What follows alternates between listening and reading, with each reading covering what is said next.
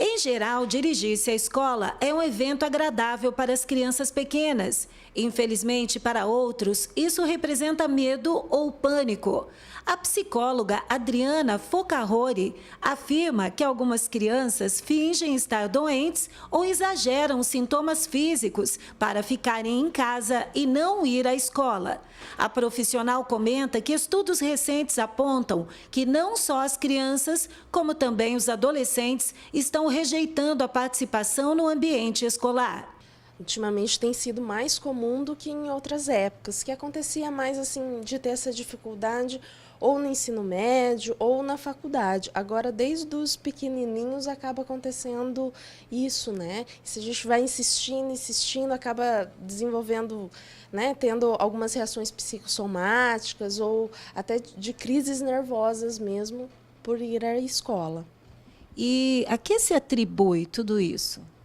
É um conjunto de fatores, né? Alguns são relacionados à relação social mesmo, com os amigos, com os professores, né? Hoje todo mundo é muito sozinho, muito filho único, muito convive pouco com as pessoas, inclusive até com os pais, né? Que trabalham muito. Então, assim, a gente tem pouca convivência em casa, pouca convivência com outras pessoas e acaba tendo essa dificuldade em estar se relacionando, então pode estar desencadeando isso, ou lidar com as frustrações que na escola tem, né, com relação à aprendizagem, com relação ao tempo que a professora dá de atenção, ou de você não ser o popular, o mais querido na escola. Então, é um conjunto de fatores que vai criando, né, algumas frustrações que hoje a gente vai educando nossos filhos de um jeito que a gente não permite que ele aprenda a frustração, né? A gente dá tudo que imediatamente a criança quer e a gente não vai ensinando a lidar com isso, que nem sempre a gente vai ser o preferido, que nem sempre a gente vai ter todas as coisas, que nem sempre a gente vai ser o melhor e que tem coisas que às vezes o outro consegue e que a gente tem um pouco mais de dificuldade nesse sentido. E essa questão da não ida à escola, os pais também, hoje em dia, estão enfrentando um problema muito grande nesse sentido, se realmente o filho não quiser frequentar as aulas.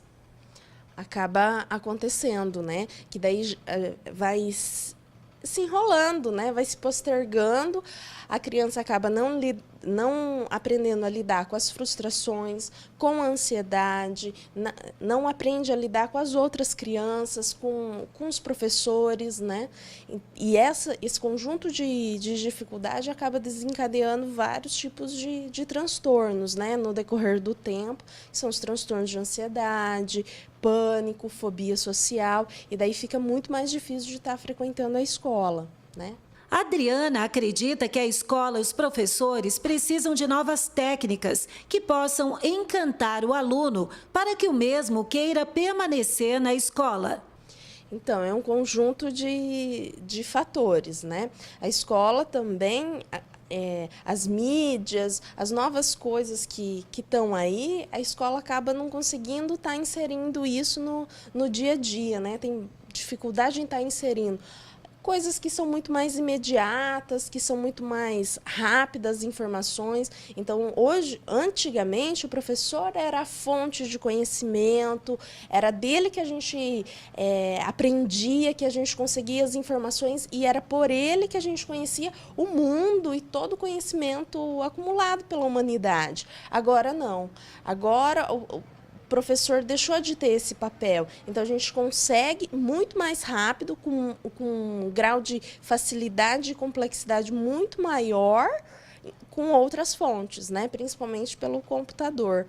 Só que o computador falta no sentido de faltar uma discussão, uma reflexão, né? E é isso que seria interessante termos na escola, né? Não só a informação, mas a compreensão daquilo, o significado daquilo, né? A discussão disso. O melhor, então, nesses casos, o que seria qual receita, se é que existe uma?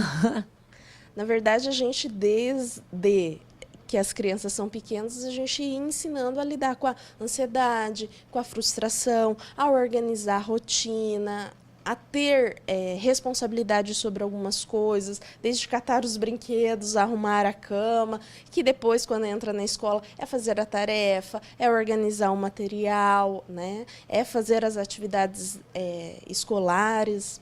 Então, assim, conforme vai crescendo, daí vai aprendendo a lidar com essas coisas de maneira bem tranquila, sem problemas. Em caso de medo irracional de deixar a casa e os pais ou desinteresse pelas aulas, a criança ou adolescente pode ser tratado e os pais não devem ignorar nem descartar a ajuda profissional.